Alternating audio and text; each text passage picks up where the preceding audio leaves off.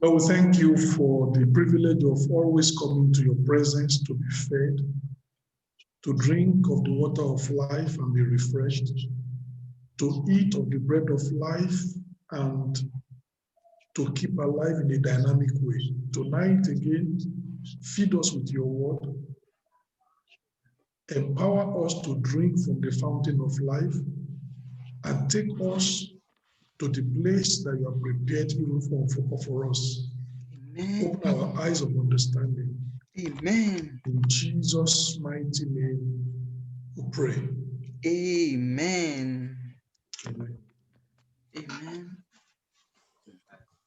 I believe by now, by God's grace, you should have the outline on the chart, the outline for today's message. And by the grace of God, we are talking on turning your pain into gain. We're going back to the life of Jephthah in Judges chapter 11. Judges chapter 11, I read from verse 1. We're looking at the life of Jephthah. Judges chapter 11, verse 1.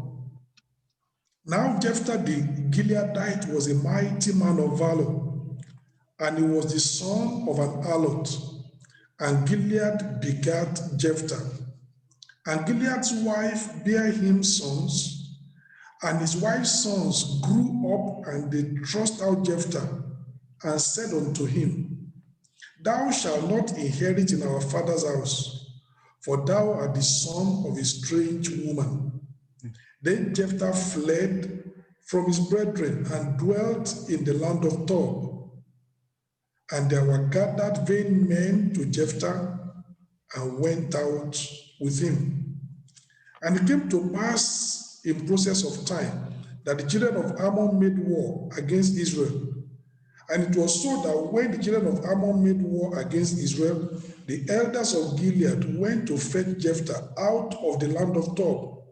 And they said unto Jephthah, Come and be our captain, that we may fight with the children of Ammon. And Jephthah said unto them, unto the elders of Gilead, Did not ye hate me, and expel me out of my father's house? And why are ye come unto me now, when ye are in distress?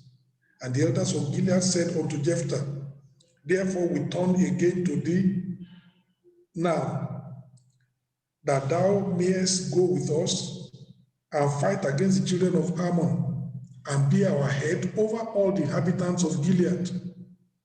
Eventually, in verse 9, and Jephthah said unto the elders of Gilead, If you bring me home again to fight against the children of Ammon, and the Lord deliver them before me, shall I be your head? In verse 10, and the elders of Gilead said unto Jephthah, The Lord be witness between us, if we do not according to thy words. Then Jephthah went with the elders of Gilead, and the people made him head and captain over them. And Jephthah uttered all his words before the Lord in Mizpeh. Now we are just looking at those verses. They look a little bit flat, but those are glorious verses if you understand what we're talking about tonight. Life, and we're talking tonight, turning your pain into gain. Life is full of pain, but unfortunately, more often than not, for most people, the pain or the experience of the pain is wasted. They never benefit from the pain. However, we can harness the pain. We can harness the experience of the pain and turn them into gain. In fact, what the world is going through now illustrates this message. COVID-19 has unleashed indescribable pain on the world. But now, COVID-19 vaccines have just come out. That's an extension of the boundaries of medical technology and innovations. That's a gain. Now, it has brought some measure of respite and rest to the global situation. But not only that, those companies that invented those vaccines, they're going to make money.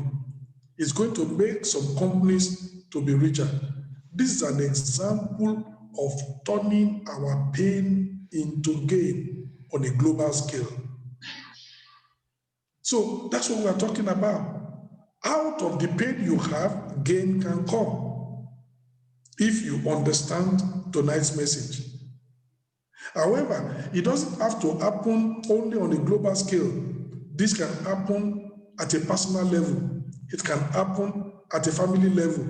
It can happen at a community level. It can happen at a state level. It can happen at a national level. It can happen on a regional basis. It can happen on a continental basis. Paul Bilhamer wrote a book. The title of the book is Don't Waste Your Sorrows. And the main thing he was talking about is that your tears can water somebody else's garden. Don't waste the tears. Don't waste the sorrows. Those tears can be water to water somebody else's garden. It's turning the pain into gain.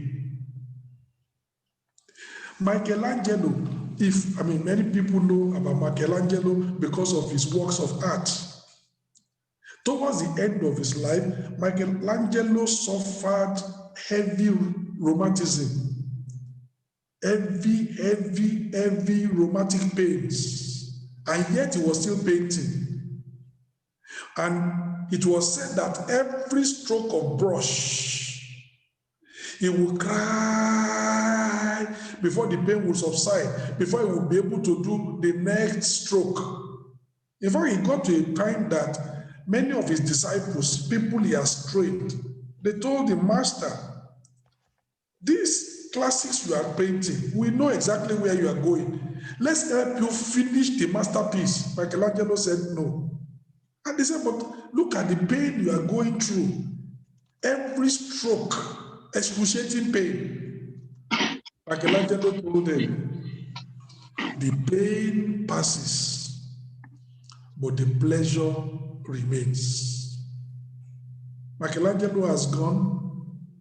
The pain has disappeared, has gone with him. But the masterpieces he created at those times is still blessing the world. The pain passes, but the pleasure remains. And that made him, despite the excruciating pain, it made him to keep on and keep on and keep on to paint until the very end. That's somebody turning his pain into gain. Turning his rheumatic pains into artistic masterpieces. The pain passes, but the pleasure remains. Remember that. That came from the mouth of Michelangelo. That was what kept him going. You remember the Bible says that Jesus, for the joy that was set before him, he despised, he endured the cross. He despised the shame. He could see the crown ahead. He didn't mind carrying the cross, turning your pain into gain. Jesus turned the pain of Calvary into the gain of redemption. He turned the pain of the cruel cross into the gain of his conquering crown. You can see that straight away. It's a gain. Calvary was not easy. You remember that Jesus even was saying, Father, if it's possible, let this cup pass over me. Must I go to Calvary? Say, but give me the grace, because this is the reason why I came into the world. It was not easy. The pain of Calvary. But today you can be saved. Today I can be saved. Today you can be sanctified. Today I can be sanctified because of Calvary. That's the gain that has accrued from Calvary. So Jesus turned the pain of Calvary into the gain of redemption. He turned the pain of the cruel cross into the gain of his conquering crown. And so can we do. So as we look at the life of Jephthah tonight, To illustrate this message of turning your pain into gain, I pray the Lord Himself will grant you insight in Jesus' name. Amen. Number one, as we look at the life of Jephthah, we can see his foundation, rotten foundation as he was born. Because Jephthah's birth was less than noble. The Bible says he was born out of wedlock. He was a bastard because his father was married. He was a product of an affair between his father and an harlot. He was born out of wedlock, a bastard. Number two, he was born by an harlot, not just even an ordinary woman, an harlot. And number three, even his half-brothers said, your mother is a strange woman. Strange woman. What a name. What a derogatory name. But don't think about it. If we come to think about it, was the mother not a strange woman? It is only a strange woman that has no respect for her body, that puts that body down as an harlot for every Tom, Dick, and Harry to climb over it. Strange woman, indeed. It's a strange woman that does not settle down with her own husband, but goes after other women's husbands. Strange woman, indeed. It's a strange woman that gives birth to a child, but refuses to play any profitable part in the life of the child. Where is Jephthah's mother as he was growing up? Nowhere to be found. When Jephthah was thrown out of his father's house, there was no mother's house to run to. He had to get on the streets. We don't know anything about Jephthah's mother. Nothing is said about it. It's like she just gave birth to Jephthah and she didn't even care about it. What a strange woman indeed. It was a label, but it's a label that fits. Because when you look at her life, it's really strange. But that's where Jephthah is coming from. Son of an harlot, born a bastard, born of a strange woman. Jephthah's foundation at birth was completely rotten. But you know one thing? Jephthah could not help it. How many of us could help where we were born? Who gave birth to us? When we were born? How we were born? You don't have control over that. You just came into the world, just like Jephthah. You didn't choose your nation. You didn't choose your parents. You didn't choose when you were born. You didn't choose how you were born. You can't choose. So for Jephthah, we can't blame him for his birth, even though he had a rotten foundation at birth. He could not help it because he has no control over how he was born, over when he was born, over where he was born, or by whom he was born. He has no control over that. But come to think about it, to have such a rotten foundation is to start life with a great disadvantage. And there are people like that. Already, life is difficult enough, even with all the advantages. How much more when somebody now starts life with a great disadvantage? It makes it doubly difficult for him to be able to climb. But that was Jephthah. He started life with a rotten foundation with a great disadvantage. Social stigma of being born by an harlot. Maybe people will be making jest of him. You were born not even by a normal, noble woman, an harlot. Social stigma.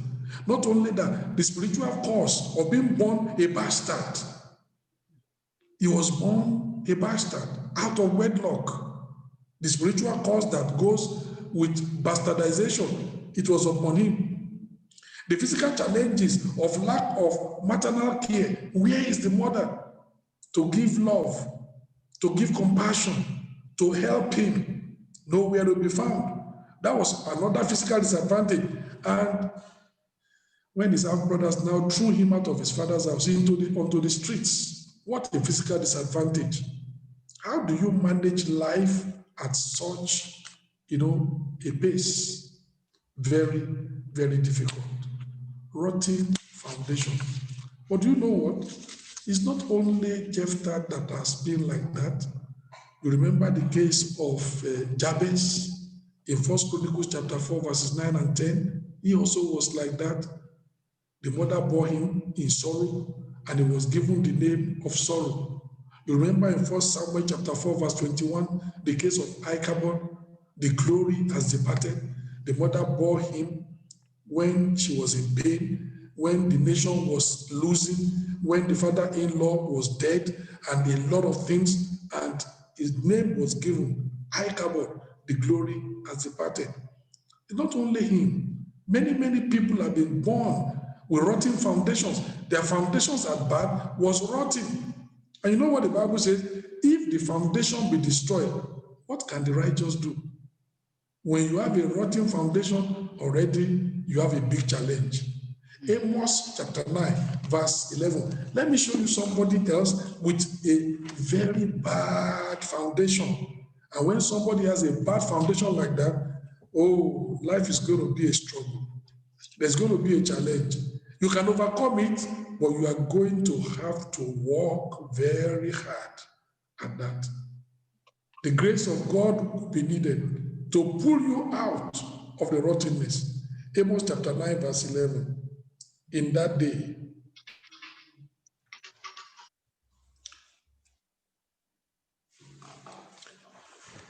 I think it should be Hosea, not Amos. Let's look at Hosea.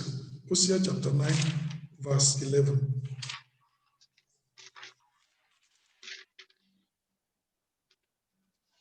Yes, Hosea chapter 9, verse 11. That's a typographical error there, so that you can correct it. Hosea chapter 9, verse 11. It says, as for Ephraim, their glory shall fly away like a bird from the birth, and from the womb, and from the conception. Can you see when somebody, the glory has already vanished away from the womb, even before he was born? The glory has already vanished away, even at conception. The glory has already disappeared, has flown away like a bird at birth. How is it going to live? Life is going to be a struggle. That's already a rotten foundation. But think about being born like John the Baptist. The Bible says even the mother was filled with the Holy Ghost, and the babe leaped in the womb of the water. This is already a child enjoying the presence of God even before he was born. Oh, what glory. How do you think that child's life is going to turn out? Glorious. But here is another individual also. The glory has disappeared from the womb, from conception, from birth. And when people are like that, rotten foundation at birth, life is going to be initially a struggle. Without the presence of God, it will be big struggle. So let's go to the second point. Real frustration and buffeting. With no mother to care for him in sight, Jephthah was also thrown out of his father's house by his half-brothers. Their actions were also sanctioned by the elders of the land. Even if your half-brothers hate you, it's already a lot of pain. But when the elders of the community sanction it, and they say, yes, you can't even remain in this community. If his brothers drove him out of the house, he could hang in the streets. But when the elders of the community says, even if they drive you out of the house, even the street here, we don't want you, you have to go to another place. That's why Jephthah ran away, and fled to the land of Tob. You think about that. Pain from home, pain outside the home, rejection at home, ejection in the community. How do you cope with that? How do you cope with that? Look at Judges chapter 11. And Jephthah never forgot. He grew up. The pain was heavy. How can the elders of our community treat me like this? I'm also a child. I'm not responsible for my birth. I belong to the community. How can they treat me like this? Very, very painful. Judges chapter 11, I read from verse 4. And it came to pass in the process of time that the children of Ammon made war against Israel. And it was so that when the children of Ammon made war against Israel, the elders of Gilead went to fetch Jephthah out of the land of Tob. And they said unto Jephthah, come and be our captain, that we may fight with the children of Ammon. And Jephthah said unto the elders of Gilead, did not ye hate me and expel me out of my father's house? And why are ye come unto me now when ye are in distress? Jephthah said, you are inviting me to come home. We can't forget yesterday. Your actions of yesterday is still causing me pain. Now you want relief. Why are you coming to me to come and help you because you want relief? When you put me in so much pain. And these people were like apologizing. We didn't know it's going to turn out like this. We're very sorry. That's why we have come back to come and apologize, to come and seek your face. But you understand what I'm saying? To be rejected out of your father's house is already a lot of pain. To be rejected by your half brothers is already a lot of pain. But for the community elders to join and to sanction and to say that even in the street, you cannot live in the street of this city, you must go out, and he had to run out. Jephthah will be looking at himself. Am I that bad? Is my life so that everybody's just treating me like this? Pain! And he had to go out. Think about it. Jephthah the bastard now became Jephthah the outcast. Can you see somebody going from frying pan to fire? Somebody is a bastard already. Now he became an outcast. What next is he going to become? He's going from frying pan to fire. Now living on the streets, in the streets of Tob. He had to fend for himself. This is life at the rough end. And when people begin to live life at the rough end, it could be like that. Very, very bad. Life at the rough end. But you know one thing, there are some people also that are experiencing frustration, but their frustration is imaginary. Frustration is imaginary. Let me give this example. You know, some people in the West, they still feel frustrated.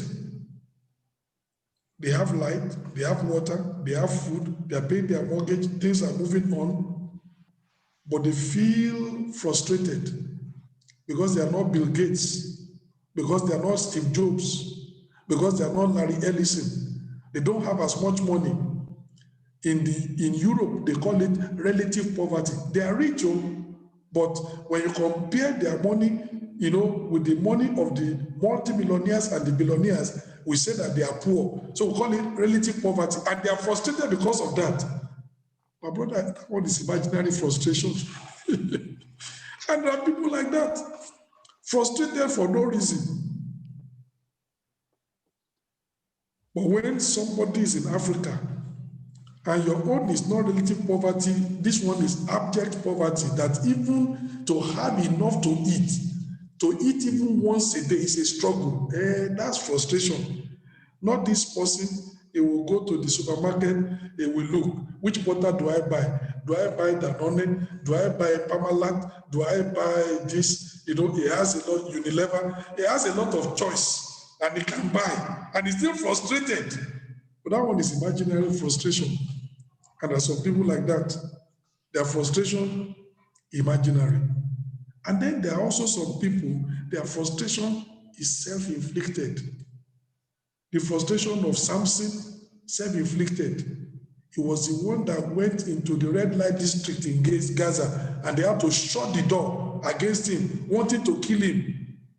He's the one that went to enemy territory to go and do what he ought not to do. That's self-inflicted. But in the case of Jephthah, his frustration was not self-inflicted. He couldn't control when he was born. He couldn't control how he was born. He couldn't control where he was born. He couldn't control who gave birth to him. He has no control over those circumstances. So his frustrations were not imaginary. His frustrations were not self-inflicted. No, the people that are architects of their own misfortune, what much can you say? You tell somebody, don't put hand in the fire, it will burn you. Said, I want to experience it, by myself. All right, go ahead, put the hand in the fire. When it burns, and then you say, it's hot. Who do you want to show you compassion? We already told you, don't put the hand in the fire, it will burn you, but you don't listen. That's self-inflicted pain. That one doesn't need any sympathy. That one is self-inflicted. And some people, their frustration is self-inflicted. But for the case of Jephthah, the frustration was real. It's not imaginary. The frustration was not self-inflicted. It was in circumstances that he had no control over. And you know, there are times like that we have frustration that we have no control over. The frustrations are real, but the way God helped Jephthah, he will help you. Amen. Amen. You need to understand that. If God helped Jephthah, he will help you. Amen. So in Jephthah's case, the frustration was real. The frustration was not imaginary. The frustration was not self-inflicted. He was not responsible for his birth. He just came into the world. He had no say in it. The pressure and the persecution that Jephthah faced were very fierce, and it caused him to run. It's like his brothers were going to just kill him, and he ran. And you know, many times we go through a lot of things like that. Real frustration. Let's see a few. Genesis chapter 31. Genesis 31. So maybe you are going through real frustration and real pain and a lot of buffeting. My brother, be encouraged. Others have gone through it. God helped them. They survived it. They triumphed. You will survive it. You will triumph. Amen. Genesis chapter 31, I read from verse 38 in the case of Jacob. This was what he told Laban. Genesis 31, 38. And Jacob was wroth and chode with Laban. And Jacob answered and said to Laban, what is my trespass? What is my sin? That thou hast so hotly pursued after me. I've served you for 20 years. You want to make me a perpetual slave. I'm trying to go home, and you're still pursuing me to bring me back into slavery. What have I done? Real frustration. Verse 37. Whereas thou hast searched all my stuff, what hast thou found of all thy household stuff? Now, in verse 38, these 20 years, have I been with thee? Thy ewes and thy she-goats have not cast their young, and the rams of thy flock have I not eaten. That which was torn of beasts I brought not unto thee. I bear the loss of it. Of my hand didst thou require it, whether stolen by day or stolen by night. Thieves will come, armed robbers. They will steal, they will go. Jacob said, from my salary you removed it. You didn't want to hear any story. Lion will come, carry one, go and eat it. Laban didn't hear any story. From my salary, you will remove it. You never suffered any loss. My life was at a risk. 20 years I served you. In verse 40, thus I was. In the day, the drought consumed me, and the frost by night, and my sleep departed from my eyes. Thus have I been 20 years in thy house. I served thee 14 years for thy 2 daughters, and 6 years for thy cattle, and thou hast changed my wages 10 times. Always crafty. We'll make a contract, you will alter the contract unilaterally. Verse 42, except the God of my father, the God of Abraham, and the fear of Isaac had been with me, surely thou hast sent me away now empty. God had seen my affliction and the labor of my hands, and rebuild thee yesternight. Talk about real frustration and buffeting.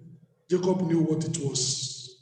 And you see for 20 years how he was mightily oppressed by his uncle. By his uncle. What oppression? You know the case of Joseph? His brother sold him into Egypt.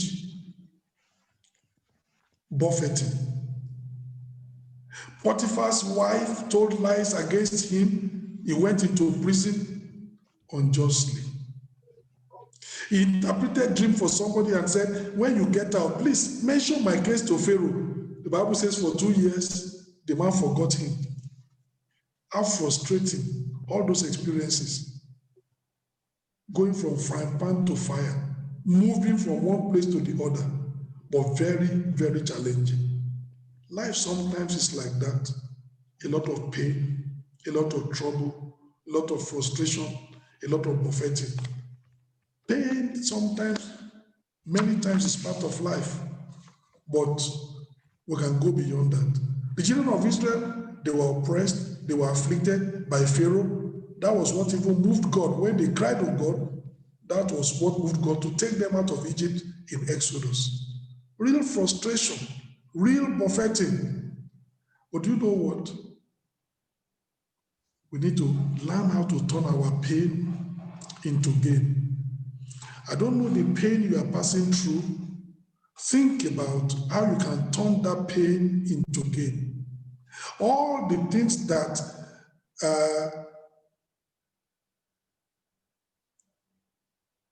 Jephthah was going through, what was going on in his mind is how he is going to turn his pain, his frustration, his buffeting into something good. He started to rebuild his foundation. And that's where we start. If there's a rotten foundation, you need to rebuild it. And you can rebuild. Because if the foundation be destroyed, what can the righteous do? You cannot build on a rotten foundation. The house will not last. It will collapse. You need to rebuild that foundation. Rebuild your foundation for breakthrough. Rebuild your foundation for progress. Rebuild the foundation so that it can support this superstructure you are trying to construct. It's possible. You know what? We may not be responsible for our bad, but we are responsible for our life. You don't have control over when you were born, over where you were born, over how you were born, over by whom you were born. You don't have control over that. But now that you are alive, you have control over your life. So that's important. You may not be responsible for your bad, but God will hold you accountable for your life.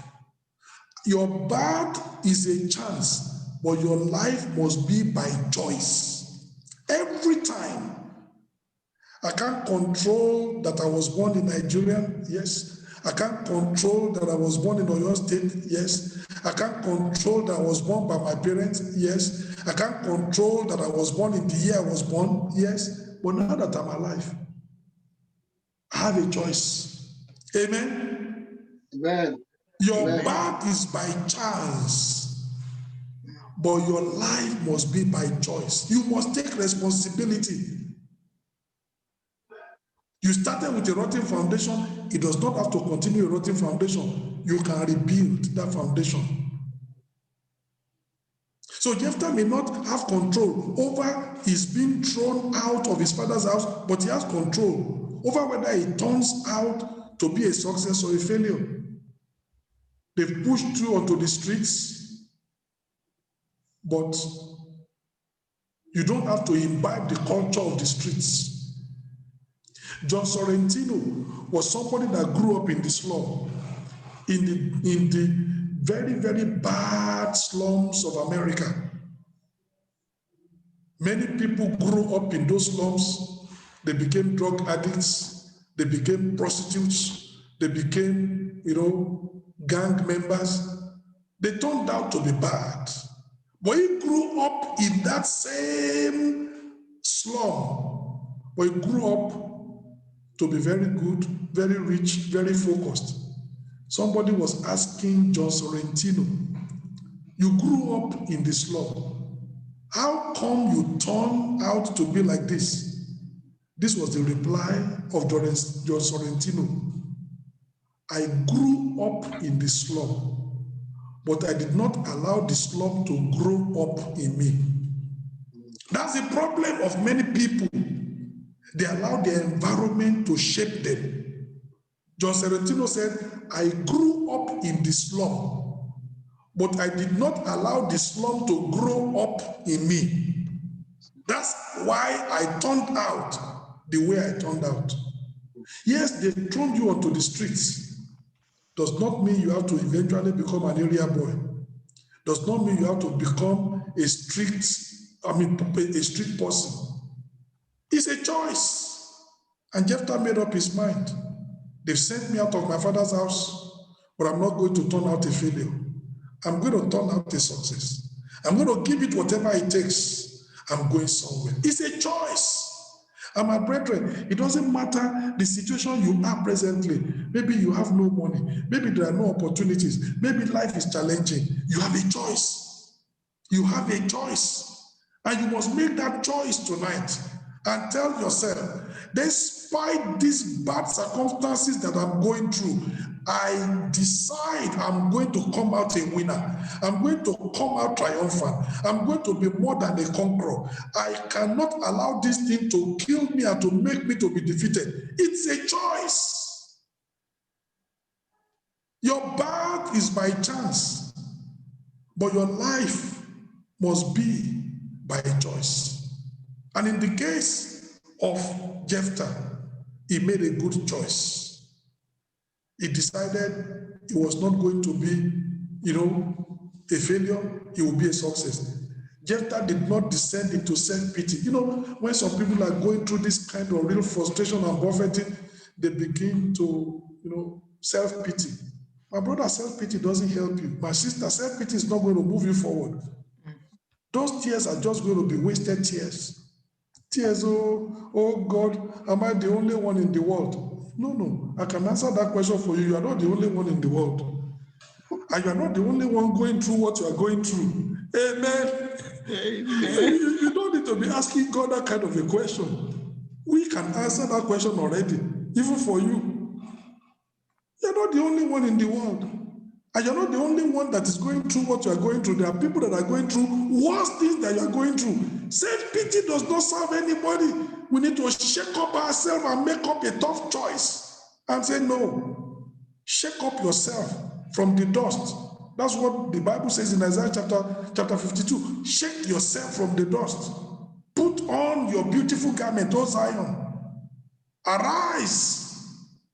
We need to shake ourselves. Self-pity does not help. Jephthah did not descend into self-pity. No, he took the challenge to rebuild his foundation in order to prepare for a breakthrough.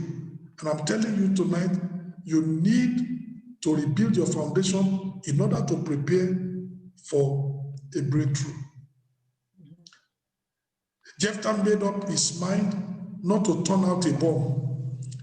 He formed a team with other boys in similar circumstances. There were other boys like him that have been rejected by community, ejected by people, and they also have come to talk. He gathered them together. They formed a team. And then he gave the team leadership. Jephthah started training himself and training those boys. And they turned their own fortunes around. The community took notice of their excellent skills, and the community came calling. My brother, as the world rejected you, my sister, as the world ejected you, and they've abandoned you to just become a nobody, train up yourself. One day, the world will come calling. They will come calling for your skills. They will come calling for your talent. They will come calling for the value you can add on to them. They will come calling because of what you have. That's what happened. Jephthah trained himself and trained these boys in the art of war, in the art of self-defense, and they were so good, and the community knew. So when trouble came, Nobody could be a captain. Nobody could be a head. Nobody could spearhead the confrontation of the enemy. But they knew that Jephthah and his boys, they are capable. They came calling. And let me tell you, the world will always build a path to your doorstep if you develop yourself. Put yourself together. No self-pity. Put yourself together. Be somebody. They've already cast you out to be a nobody, but make up your mind and make a choice to be a somebody.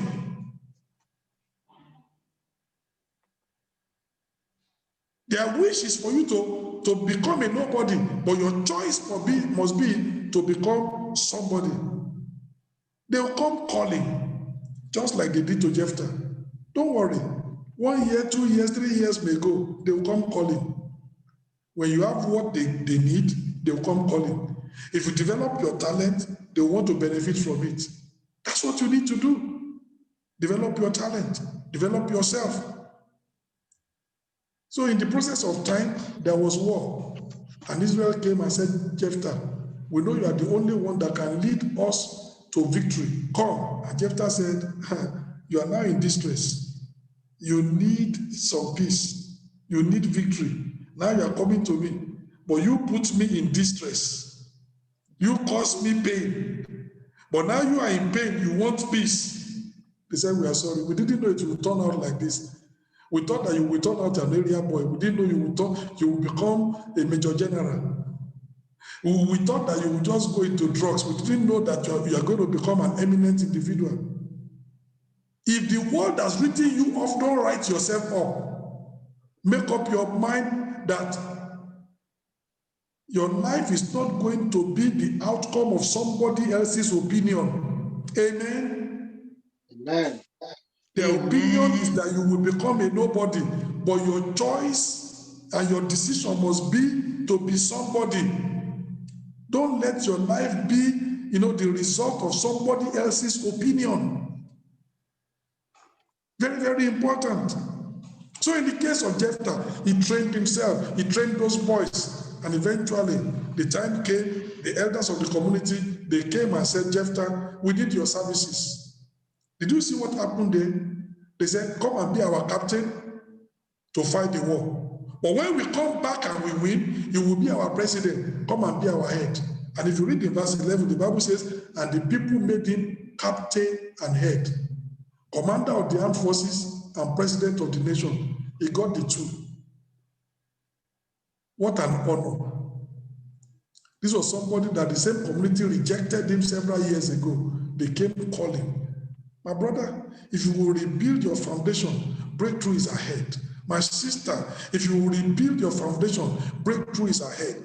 If you will develop yourself, if you will train yourself, if you will own your skills, if you will shake yourself, no time for self-pity. No matter what you are going through, God understands. He will help you. No matter the situation that you are going through, maybe financially difficult, maybe career-wise is very tough, maybe you are not, things you are putting your hands on, nothing seems to be working. Keep on moving, keep on developing, keep on studying, keep on polishing yourself.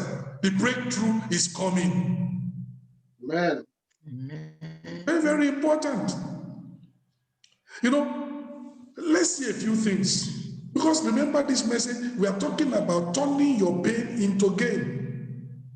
If we look at the life of Jephthah, life gave him lemons. And those boys, life gave them lemons. And lemon doesn't taste well. But you know what they did? They turned the lemon into lemonade. Everybody likes lemonade. I know you like to drink lemonade.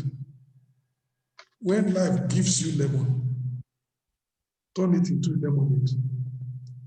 When life gives you pain, turn it into gain. That's what we are talking about tonight. Turning your pain into gain. Life gave them pain. Those boys, Jephthah and his team, life gave them pain, but they turned their pain into gain. Do you know that there's a real life story about that, real life thing about that? You know the oyster.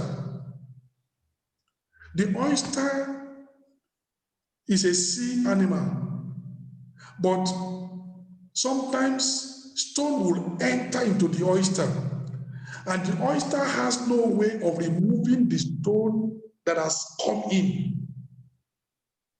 And that stone causes a lot of pain for the oyster. That stone causes a lot of inconvenience for the oyster. And the oyster will walk on that stone. That's how pearls are made.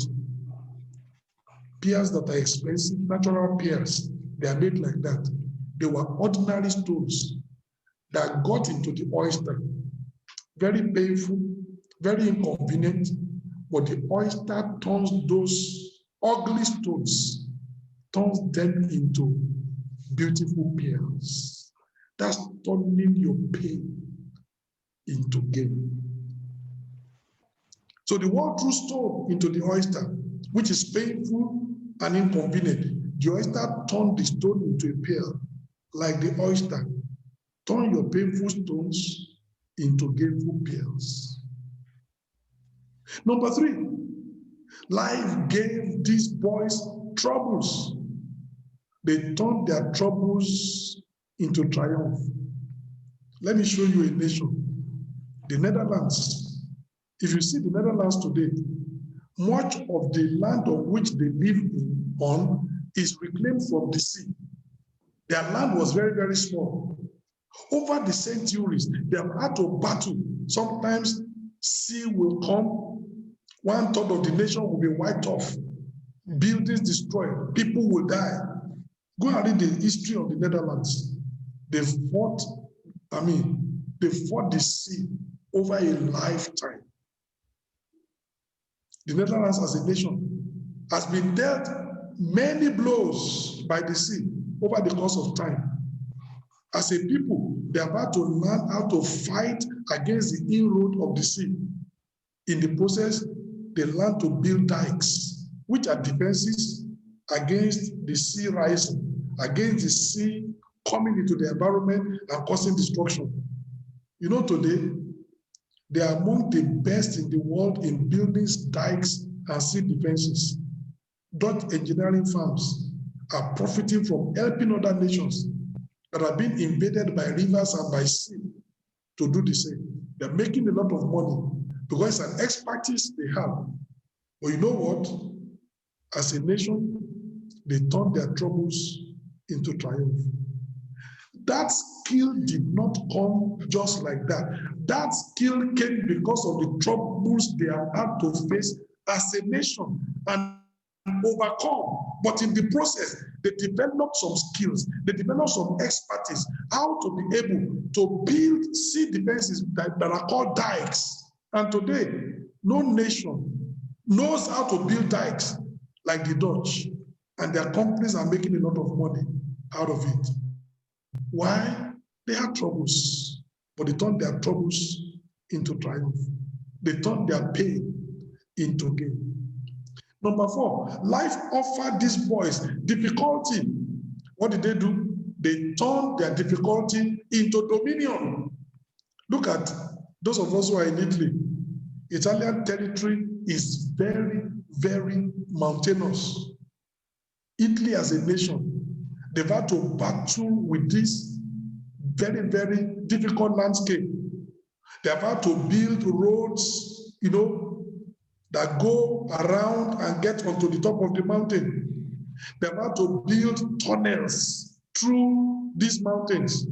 As a nation, Italy is among the best in the world in constructing tunnels today. Italian engineering firms, they are benefiting from this expertise. Nations are hiring them when they want to build tunnels for train, tunnels for cars, tunnels for this and that. They call Italian engineering firms. But you know what? They turn their difficulty into world dominion, turn their pain into their gain. And these are examples that you are seeing, just like what has happened in the world today. The world is turning the pain of COVID-19 into the gain in the health services with the new vaccines that are coming out, advancing the borders, extending the borders of medical technology and innovation, turning pain into gain. And this is what we need to do every single time in your life also. Cultivate that attitude, cultivate that habit of turning pain into gain. For these boys, life offered them persecution. They turned their persecution into promotion. Jephthah was sent out of home, forced, but now they came to welcome him back. He was sent out like a refugee. He came back like a prince. He was sent out without honors. They brought him home with celebration and honor. Life offered them persecution. They turned their persecution into promotion. Life offered Joseph persecution. He turned that persecution into promotion. You know, this is a story that is coming from Africa. In East Africa, you know, farmers are not so rich. They have only a small parcel of land. And there was a particular area where elephants are many. And they are trying to protect those animals. The animals must not be killed. But the animals will roam around, will get into a particular village, eat up all the farm, and trample the rest, you know, underfoot. By the time the farmers come out, they put their hands on their head. All their farm, everything is completely destroyed. The one that is not eating the foot of the animal of the elephants have already trodden it up. So what was happening? Some of the farmers were killing the elephants. And the people that were trying to do, wildlife conservation, they were after the farmers. The one company now came with a solution for man and animal. Now, when, these elephants eat, they don't digest the food. And animals, they actually pass a lot of feces, very heavy. So this company will take that animal feces, elephant feces, and then they turn it into paper because it's a lot of leaves and things that they've eaten. So they turn it into paper. So they now told the villagers, be hunting and bringing elephant feces onto us, we'll be paying you for them. You know what? The farmers were now planting their farm so that the elephant will be attracted to come and eat the farm and shit over there. Then they will take the shit and go and collect money. More money than the farm will ever pay them. You understand? So now elephants are happy, the people are happy. The two problems have been solved. Man can live and nobody was killing the elephant anymore. This particular project, it won a BBC Innovation Prize. You can check it up on the net. It won a BBC Innovation Prize. They turned the pain of the farmers into the gain of the farmers. They turned the pain of the elephants that were being killed into the gain of the elephants. Now, the villagers want elephants to come to their village, to come and eat and shit there, so that they can collect that shit and go and sell it. Amen. Amen. What an ingenious way of solving problem, turning pain into gain. You know, this message of tonight, I don't know what you are going through. I don't know the pain you are going through. But let me tell you, if you will think enough, if you will pray enough, you can turn that pain into gain. You look at all the examples that I've given you tonight. You can turn your pain into gain. Don't waste your sorrows. Don't waste the pain. Many people waste their pain, but don't waste your pain. Don't waste your sorrows. Your sorrows and your tears can water somebody else's garden. It can do something useful. It can do something profitable. Don't waste your sorrows.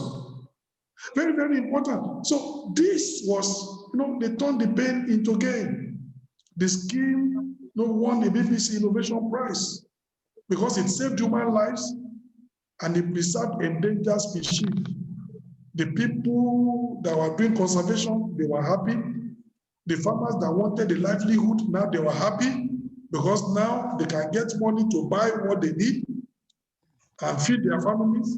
And the elephants also can roam around and then still be preserved. It was a gain situation. A terrible situation before. All that. Now in that area, elephants are no longer dying and people are no longer complaining. Frustration is gone. They have money to feed. Elephants have space to roam around. It's been solved. What are we talking about tonight? Turning our gain, our pain into gain. Is life offering you lemons? See how you can turn those lemons into lemonade. Is life offering you pain? See how you can turn the pain into gain. Are there many troubles in your life? See how the troubles can be transformed into triumph. Do you encounter difficulty? See how you can turn that difficulty into dominion. Is your life beset with persecutions? See how you can turn that persecution into promotion. Like Jesus, is your life beset by a cross? You can turn the cross into a crown. And presently where you are in life, are you frustrated? Are you like a broken down vehicle? Can we describe your life as broken down? Let me tell you, you can turn that breakdown into breakthrough. That's what life is all about tonight. It's all about. And I brought you this message tonight, turning your pain into gain. What pain are you going through in your career? What pain are you going through in your finances? What pain are you going through? Do you know there was a time, myself and my wife, who were going through serious financial pain. And I mean serious financial pain. Do you know it was what drove me to read books on investment, to read books on how we are going to solve this financial pain. And today, it has brought us wealth, that knowledge. I turned our pain into our gain, financial gain. I didn't stumble into investment. It was pain that drove me into studying about investment. The life cannot continue like this. This is too painful financially. There must be a way out. And there was a way out. And today, I have a lot of knowledge on investments, what to do and how to do things. I turned my pain into gain. And I'm telling you tonight, my brother, I'm telling you tonight, my sister, you can turn your pain into your gain. If Jesus turned the pain of Calvary into the gain of redemption, if he turned the pain of the cruel cross into the gain of his, of his conquering crown, you can do the same. You can do the same. And by the grace of God, we will turn our pain into gain. Let's rise up and pray. You tell the Lord and say, God, tonight I've gained. I'm going to turn my pain into gain. No more complaining about the pain I'm passing through. I've got to think. That pain must drive me to somewhere. That pain must make me to get something good out of it. I'm going to get a gain out of my pain. Begin to pray, my brother. Begin to pray, my sister, that God will help you to turn your pain into gain. It will help you to turn your pain into gain. You can do it. You can do it.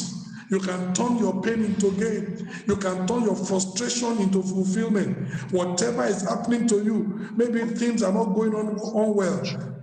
Keep on developing yourself. Keep on developing yourself. Your pain will turn into gain. Your cross will turn into crown. The lemons will turn into lemonade.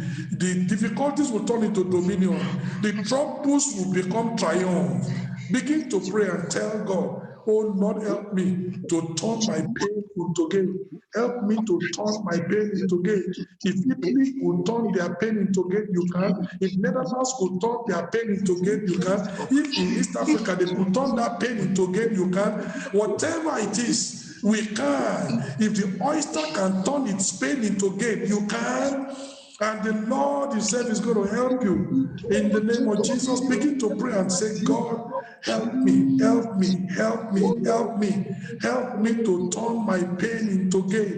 Help me to think and to walk and to do everything possible. I don't want to waste my sorrows. I don't want to waste my pain. I want to benefit from that pain. I want to turn the pain into gain. Whatever it might be, you can turn your pain into gain. You can turn your pain into gain. You can turn your pain into gain. The Lord Himself will help you. Turning your pain into gain.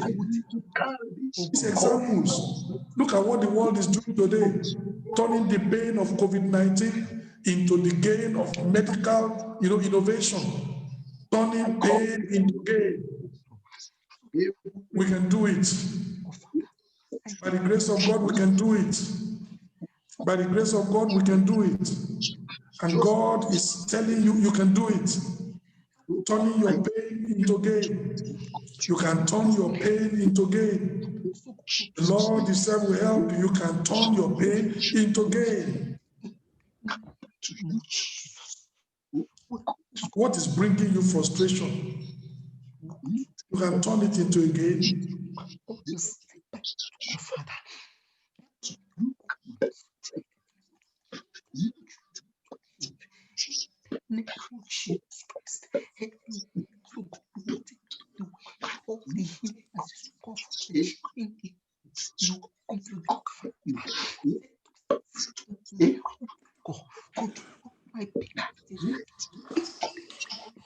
In Jesus' mighty name, we pray. Amen.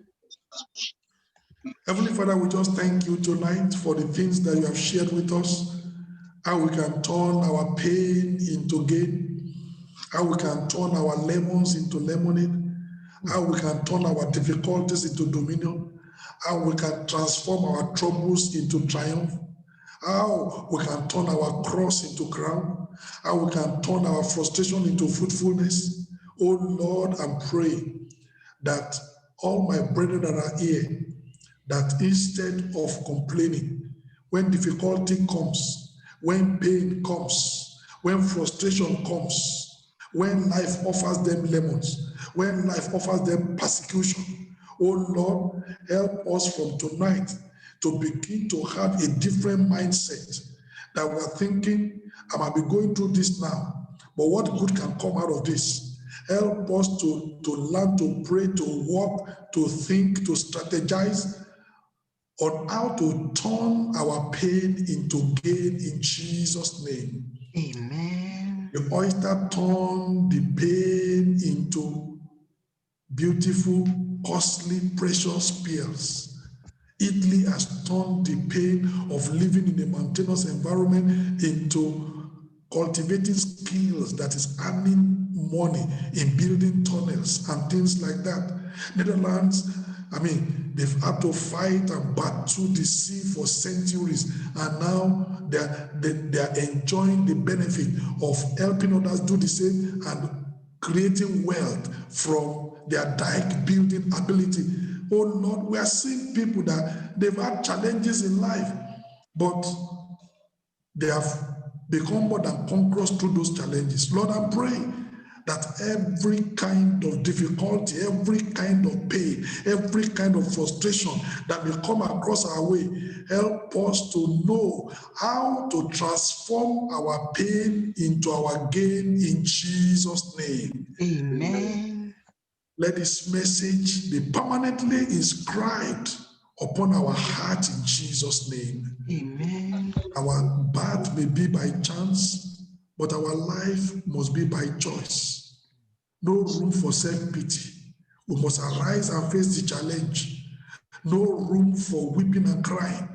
We arise like more than conquerors, and we face the situation and triumph.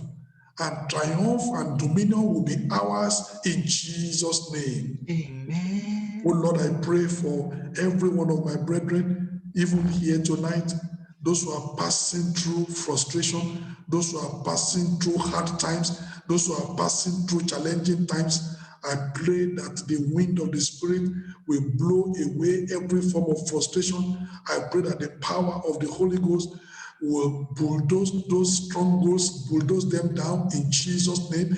I pray that the power of the Holy Ghost will level the mountains that are in front of them, and they will turn those pains into gains in Jesus' name. Amen. Thank you, Lord, because we know you've answered.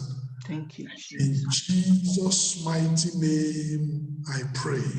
Amen.